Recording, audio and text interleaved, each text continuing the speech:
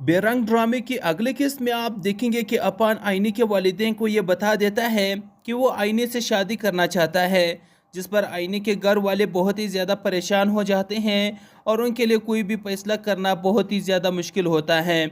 दूसरी तरफ एमल, उसे तो मौका मिल जाता है बातें सुनाने के लिए, और फिर वो यही कह रही होती हैं कि मैंने तो आप सबसे पहले ही कहा था कि आईनी वो अपान को पसंद करती है और उसी से ही शादी करना चाहती हैं, लेकिन आपने मेरी बातों पर एतबार ही नहीं किया।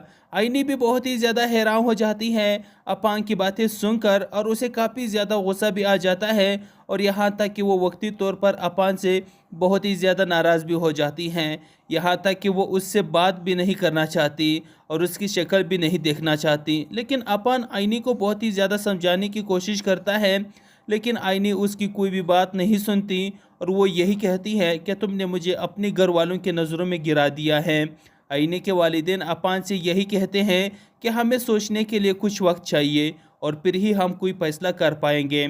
उधर शहरियार की वालिदा को इन सब चीज़ों के हवाले से जब पता चलता है तो वो बहुत ही ज़्यादा गुस्से में आ जाती हैं।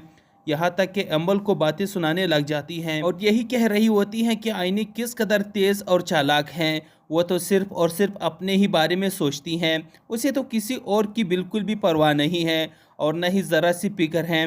इसी तरह से वह गुजरता चला जाता है। शहरयार की वालिदा वो अपांग को समझा रही होती हैं कि मैंने तुम्हारी शादी अहमद से ही तय की है और तुम्हारी शादी अहमद से ही होगी, जिस पर अपान इस रिश्ते से इनकार कर देता है और वो यही कह रहा होता है कि वो आईने को पसंद करता है और उसी से ही शादी करेगा। फिर कुछ अरसे के बाद आईने के घर वाले, उन्हें इस रिश्ते से भी कोई एतराज़ नहीं होता, जिसके बाद आखिरकार अपान की शादी आईनी से हो जाती है। जबकि उधर अमल, उसे तो अब बिल्कुल यही लग रहा होता है कि उसकी इस घर में अब बिल्कुल भी कोई अहमियत नहीं है।